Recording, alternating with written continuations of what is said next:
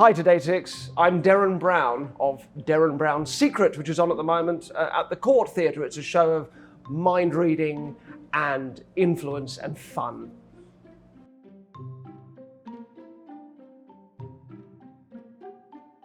I got into this by seeing a hypnotist in my first year at university. So back in England I studied law, I was supposed to be a lawyer, and I saw a hypnotist perform, and it was much more fun than being a lawyer. So I spent the 3 years that I was studying just learning how to do it. By the time I graduated, I had the degree, but I was just kind of could get by as a hypnotist, and I'd also picked up doing magic tricks and that kind of thing too. So it started with that, and then I wrote a couple of books for magicians, got known in that sort of world, and what I'd done was brought the two areas together into this psychological form of magic. And then once the TV took off back in 2000, back home, that sort of became my niche, and then it sort of grew from there into a sort of a big sort of brand, I guess. I don't really think of myself like that, but that's how it's become back home.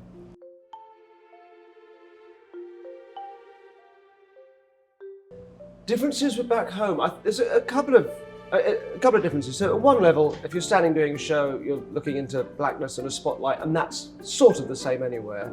But there are some differences. That audiences are very different here.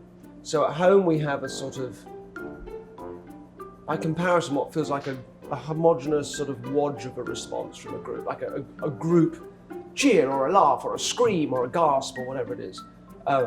Here, particularly in New York, maybe because it's very much a city of individuals, but it feels like that, a room of individuals, each narrating their own experience. So particularly on a kind of Friday or Saturday night, there's a lot of this, no way did you, this kind of thing, which is amazing. It's like a lovely experience. Like at home, you're a guy doing a job. It doesn't matter how big the show is, you're a guy doing a job. Here, it feels like you're a star, which is very nice for a few months. I can see it would create monsters if that is how you live forever, but it's nice for a bit.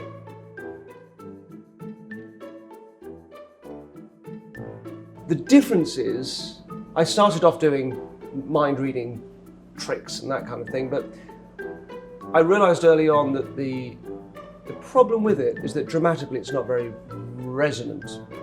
So in order to create something that I thought worked better as drama, with the TV stuff I've taken a step back and I create Truman Show-like experiences for people who don't know they're going through a TV show that are transformative in some way. So the last few things that say they're on Netflix at the moment are like that. In the last show I get a essentially racist, very right-wing American guy to lay down his life for a Mexican undocumented immigrant. So these are very far from magic tricks, but they are about kind of creating worlds through influence and psychology.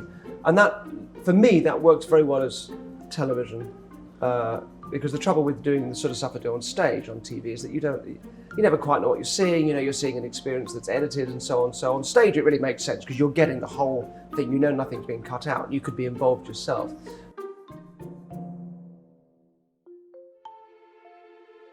So the idea of narrative is, and the narratives we live by, is very important in Secret. For a long time I was a magician of sorts, and I've still got very much one foot in that world. And the trouble with magic, it's very much steeped just in the desire to impress. And normally your bottom line is going, hey, look how clever I am. And I knew I didn't want to make the show about that, and I didn't want to be about that, because I grew out of that. And it was only really in putting this show, and maybe the last show I did together, that it occurred to me that aside from all those childish things, what magic of any sort does, it's a great analogy for how we edit the world. Like, we are faced with an infinite data source. There's an infinite number of things that we could think about or pay attention to. When a magician is doing a trick, he's exploiting that fact of just how we interpret the world. And it felt to me that there is something grown up and interesting in this. It isn't just a sort of, childish spectacle or whatever. There's something at the heart of it. So that's at the heart of this show, and it's also at the heart of all the shows that I do.